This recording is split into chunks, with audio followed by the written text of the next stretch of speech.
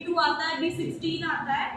तो फिर विटामिन की कमी से आपको नाइट ब्लाइंडनेस हो सकती है, यानी आंखों मतलब आपको ब्लर दिखने लगता है। और विटामिन की कमी से आपको वीकनेस भी होती है, फटीग भी होने लगता है, वोमिटिंग टाइम में लगता है, फीवर होने लगता है, इंसान जो है क्या जो कुछ कर ही नहीं पाता है विटामिन की कमी से। नाउ मिनरल आपका क्या रहता है, फर्स्टली मैं इन सबके डिसएडवांटेज बताऊंगी, देन एडवांटेज बताऊंगी, ठीक है।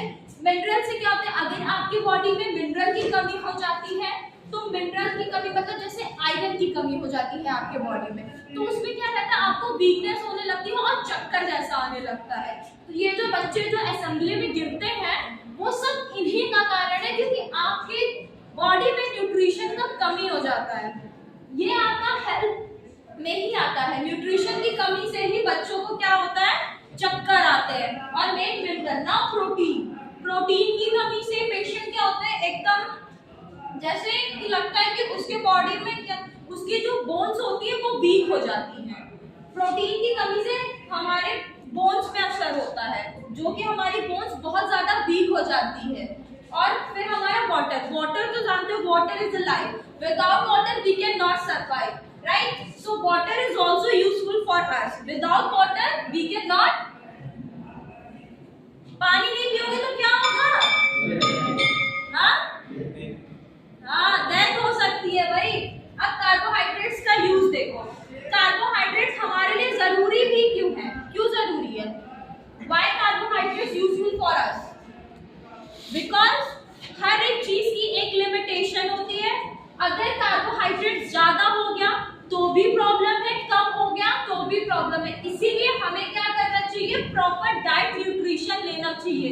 लाइक कार्बोहाइड्रेट्स आपको किस में पाया जाता है, आपके राइस में पाया जाता है, ठीक है, और पोटैटो में पाया जाता है, ठीक है। तो आपको कार्बोहाइड्रेट्स में मतलब आपको राइस एक मैक्सिमम मात्रा में ही आपको खाना चाहिए। अगर आप ज्यादा खा लोगे तो क्या हो जाएगा, आपको या शुगर बढ़ सकता है आपका, ठीक है। और अगर मान लो कोई बच्चा होगा, मैं तो चावल खाता ही नहीं हूँ, मैं तो आलू खाता ही नहीं हूँ, तो उसका क्या होता है, शुगर लेवल एकदम डिक्रीज हो जाता है, और ये भी हमारे लिए हार्मफुल है।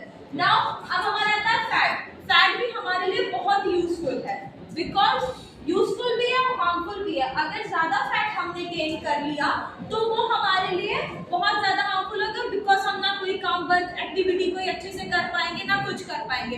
बट अगर ये है कि आप एकदम ही लेजी हो, फैट आपके अंदर है ही नहीं, तो आप तब भी कोई वर्क नहीं कर पाओगे। बात बात पे आपको क्या होगी, एंजाइटी होगी, यानी थकावट होगी, ठीक है।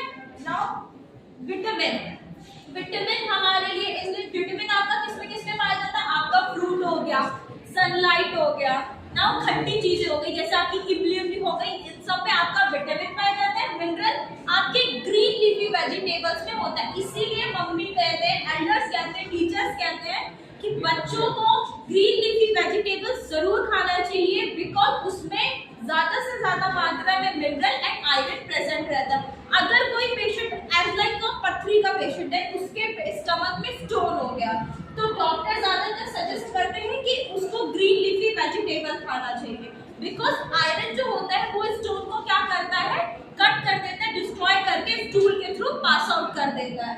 इसीलिए मिनरल भी हमारे लिए और ग्रीन लीफी वेजिटेबल भी बहुत ज्यादा यूजफुल है, इसीलिए चाउमीन बर्गर का और ग्रीन लीफी वेजिटेबल हमें ज्यादा खाना चाहिए।